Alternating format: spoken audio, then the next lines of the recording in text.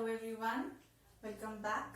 Today we will start with chapter number 4, that is classifications of commercial organizations, right? Alright, let's get started with the topic commercial organization. Now first of all we have definitions of commercial organization. Till now we have done commercial organizations, non-commercial organizations, profit and non-profit organizations, right? So today we will be discussing deep on this topic. So first of all we have the definition. Now definition is very clear to you from the previous topics and from the previous sessions that commercial organization means what? Any organization who works for earning profit or who works for rendering the services in return of certain amount of profit is known as commercial organization, right? Means that organization which undertake commercial activities are known as commercial organizations. Their main motive is to earn money. Their main motive is to earn money or profit, right? Profit or money, right? These may be owned by one or more individuals. Now over here the owners, the managers can be more than two, it can be more than one. There exists a wide variety of commercial organizations, example industrial, trading, exporting, warehousing, banking, insurance, etc. Right? So the variety is a lot. So all the organizations who work with a motive of earning certain amount of profit or certain amount of money is known as commercial organizations. Here, now we have classification of commercial organizations, right, on the basis of ownership. So firstly, on the basis of ownership, we are going to classify commercial organization, right? So on the basis of ownership, how we can classify commercial organization? First is private. First is private. Second is public. And the third is joint. Right. On the basis of ownership. This is what? This is on the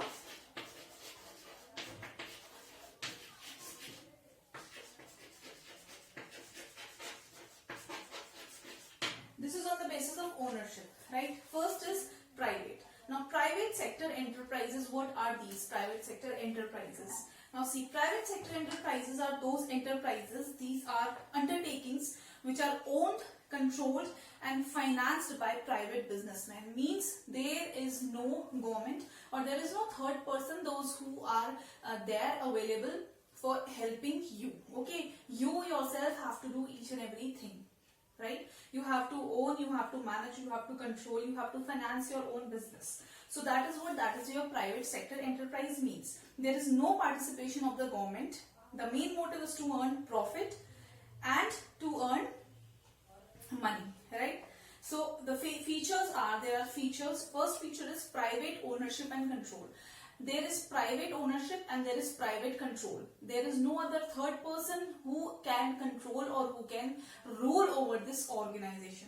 Second is profit motive. The main motive of this organization is to earn profit, right? If I am open any organization and I am dealing into sanitizers or if I am dealing into masks, then my first aim is to earn profit. Why? Because I own a private sector. I am running a private sector enterprise, right? Third is no state participation. There is no participation of the state government. Fourth, private finance. If I have money, I am going to invest the money into my business. There is nobody who is going to help me in the investment. There is nobody who is going to help me in the capital. Alright. Then the next one is independent management. Now because there is nobody to hold control and there is nobody to rule over my business, there is nobody to rule over my organization. So I am the whole sole of my business, right? There is nobody who can poke into my business. There is nobody who can interrupt into it. So I am the independent manager. If I want to stop my business, I can stop my business. If I want to carry it forward, I can carry it forward. If I want to go on a vacation and stop and pause it, I can do that also. There is nobody to interrupt in my decisions. There is nobody to tell what should I do, right? Second is public sector enterprise. Now, public sector enterprises are what? These are undertakings. These are organizations, those who are owned and operated by central and state government, right? Public means that there is state also and there is central government also who is involved in these type of public enterprises, right? State ownership, the first feature is state ownership. State ownership means that there is control of government, right? In private, we did not have government control, but in public sector enterprises, we have government control. Second is state government. First state government, second is central government control. Central government also controls the business of this sector. Third is service motive. In private sector enterprises, the motive was earning profit, right? In this, it is service motive. Like, first you are going to provide the services, right? First you are going to provide the services, and then somewhere you are going to hit the target of earning your profit, right? D is state financing. The government provides the capital and funds through appropriations from its budget. The government may also provide loans from time to time from the state budget, right? Means that if there is any problem of financing, then the state government, the government is there to help you. The government is there to finance your business, right? If any problem you have, you can straight away go to the government. You can ask, you can seek for their help. Last is bureaucratic management. Bureaucratic management means that the management of public sector enterprises is bureaucratic in the sense that their operations are governed by certain rules and regulations prescribed by the government. There are certain rules and there are certain regulations which these type of enterprises have to follow, right? There are certain rules and certain laws are made which these type of enterprises have to follow, and if they don't follow, they have to definitely pay some amount of penalty, and there are few controls and measures that are taken in favor or they are taken against these enterprises if they don't follow the rules and regulations which are provided to them. The next is your state sector enterprise. Now, state sector enterprise means that these sector, they consist of business undertakings wherein the ownership, control and management is shared jointly by the government and private entrepreneurs and the public at large. Means joint means that if I combine both of them, then I'll get the joint sector enterprise, right? If I combine both of them, private and public, if I combine half of their features, half of the features of the private sector, half of the features of the public sector, then what I get? I'll get joint sector enterprise, right? In joint sector enterprise, what do I have? I have control of the government also. I have private people also working under it, under certain measures, under certain laws and regulations, right? First is mixed ownership.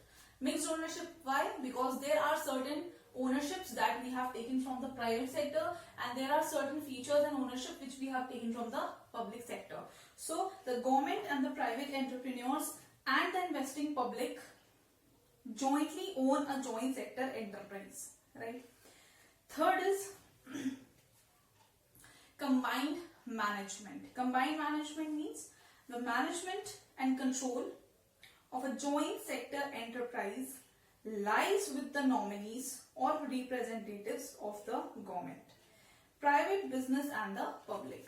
I repeat that the management and control of a joint sector enterprise lies with the nominees or representatives of the government, private businessmen and the public. Means the public, the private people, those who are the owners of their private business firms, and the government three of them, they combine together and then they form this type of organization, right? Third is share capital. No need to go in this share capital. Two features of this joint sector enterprise is enough, right? So this was a very small chapter. This is just a one-page chapter. We are not going to do much in this, right?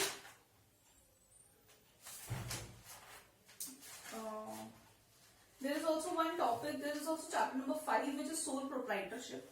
So we will do this chapter in the next video, right? In this chapter, it was just the classification of commercial organization, and that too on the basis of ownership, right? So I have told you that on the basis of ownership, we have three types of enterprises. First is your private, second is public, and third is joint. In private, there is no interference. There is no role of the government. You yourself is the owner, manager, decision maker, loss bearer, profit earner of the private enterprise. Whereas in public enterprise, the government, state government and the central government, they both participate, and the profits and the losses are shared accordingly. In the third one, that is joint, people from the private ownership are also entertained. There is state government, there is central government also, and there is general public also, those who participate in this type of organization, right? So the few questions will be there which will be based on this topic taught today, and I will, like always, I will try to put clips of the chapter, of the topics, of the definitions, which might be helpful in the homework. Alright, till then, take care. Bye bye.